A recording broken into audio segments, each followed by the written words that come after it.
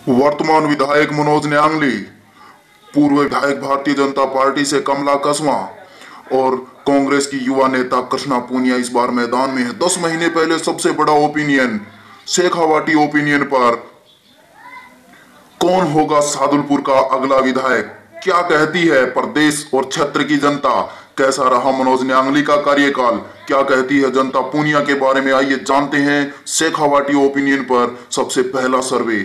जी हाँ, सूत्रों की माने तो इस बार पूर्व सांसद चूरू जिले के राम सिंह कसवा विधानसभा का चुनाव लड़ सकते हैं। अगर राम सिंह कसवा यहाँ से चुनाव लड़ते हैं और विधानसभा क्षेत्र से भारतीय जनता पार्टी की कमान संभालते हैं तो साफ सुथरी छवि के नेता और लंबे समय से राजनीतिक अनुभव राम सिंह कसवा के लिए फायदेमंद हो सकता है। इसके साथ उनके पुत्र राहुल कसवा वर्तमान में भारतीय जनता पार्टी से चूरू के सांसद भी हैं।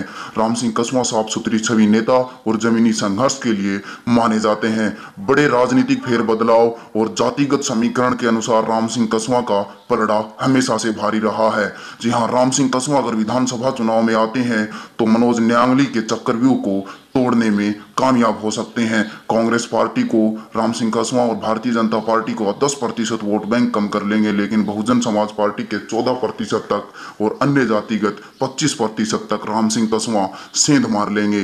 राम सिंह कसवा की कितना नुकसान और कितना फायदा हो सकता है, आइए जानने की कोशिश करते हैं। अगर भारतीय जनता पार्टी को इस बार साफ सुथरी छवि के नेता होने के साथ राम सिंह कसवा को इस बार बड़ा फायदा हो सकता है।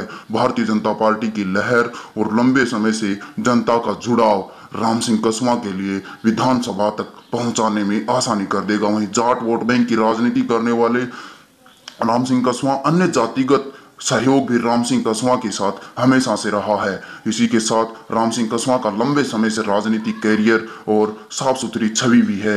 राम सिंह कसवा को कितना नुकसान हो सकता है, मनोज न्यांगली की व्यक्तिगत पहचान और कृष्णा पूनिया का जमीनी संघर्ष, पिछले 4 साल से जनता के बीच जुड़ाव, पूनिया समाज की युवा नेत्री मैदान में होने से इस बार वोट बैंक कम हो सकता है। वहीं उपचुनाव में भारतीय जनता पार्टी की करारी हार का भी यहाँ पर कहीं ना कहीं असर पड़ सकता है। इसके साथ पिछली योजना के मुकाबले वर्तमान विधायक मनोज न्यांगली ने कार्यों में वृद्धि की है, तो इसका साफ सुथरी छवि के होने के साथ नुकसान भी हो सकता है। वहीं कृष्णा पूनिया की अगर हम बात करें तो कृष्णा पूनिया पिछले 4 साल से क्षेत्र की जनता के बीच जुड़ी हुई हैं। वहीं कृष्णा पूनिया एक युवा नेत्री होने के साथ साथ अंतर्राष्ट्रीय खिलाड़ी भी हैं, और अगर कृष्णा पूनिया यहाँ पर पूनिया समाज और कांग्रेस पार्टी को एक करने में कामयाब होती हैं, एक जजम पर ले आती हैं, तो कृष्णा पूनिया को यहाँ से भारी मतों से विजयी होकर विधानसभा पहुंच सकती हैं। इसके साथ अगर कृष्णा पूनिया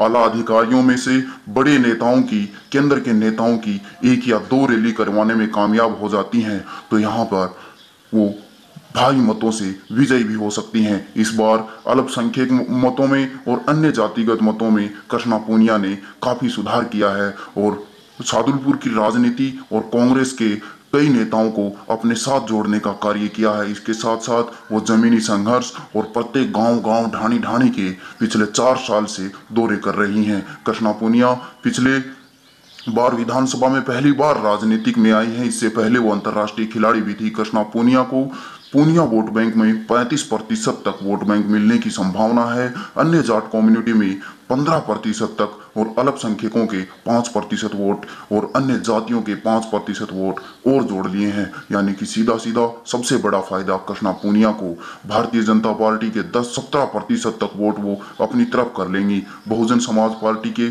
15% तक और अन्य पार्टियों के 5% तक। जी हाँ, बहुजन समाज पार्टी की बात करें तो यहाँ पर वर्तमान विधायक मनोज न्यांगली के बड़े भाई वीरेंद्र न्यांगली की साफ सुथरी और जनता का जुड़ाव और जनता का प्रेम आज भी है। ऐसे वोट भी हैं जो वो इधर के उधर नहीं होंगे, वो केवल मनोज न्यांगली को ही जाएंगे। इसके अलावा मनोज न्यांगली की समय समय पर क्षेत्रीय आवाज को विधानसभा तक पहुंचाने का कार्य किया है। इसके अलावा प्रदेश की दलित, गरीब और शोषित वर्ग की माने तो मनोज न्यांगली को यहाँ के लोग विधायक कम और सरपंच की उपाधि से ज्यादा जानते हैं। लोगों का कहना है कि पहले अगर भी किसी विधायक से मिलना होता था तो बड़े बड़े नेताओं से पहले संपर्क किया जाता था, आज वर्तमान में विधायक मनोज न्यांगली से मिलने के लिए वो सीधे पंचायती सरपंच की तरह जाते हैं और उनसे मुलाकात कर लेते हैं। इसके साथ ही मनोज न्यांगली ने कार्य क्षेत्र में भी काफी वृद्धि की है। मनोज न्यांगली को कांग्रेस पार्टी से 5%, भारतीय जनता पार्टी का 15% व अन्य पार्टियों के अन्य 21% तक हुआ। अगर आज चुनाव होता है तो कौन बनेगा विधायक, देखिए जानने की कोशिश करते हैं। जी हाँ, कांग्रेस पार्टी पिछली बार 31,000 वोटों पर सिमट गई थी, लेकिन इस बार 40 से 45,000, यानी कि बहुत बड़ा फायदा, एक 100% यहाँ पर फायदा हो रहा है। भारतीय जनता पार्टी 55,000 पर थी, लेकिन इस बार 42 से 47,000 वोटों पर सिमट कर रह जाएगी। वहीं बहुजन समाज पार्टी को बड़ा फायदा और नुकसान न होकर केवल 58 से 62,000 वोट मिल रहे हैं।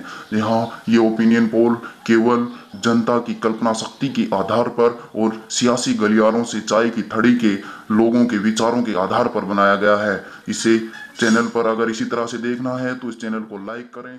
सबसे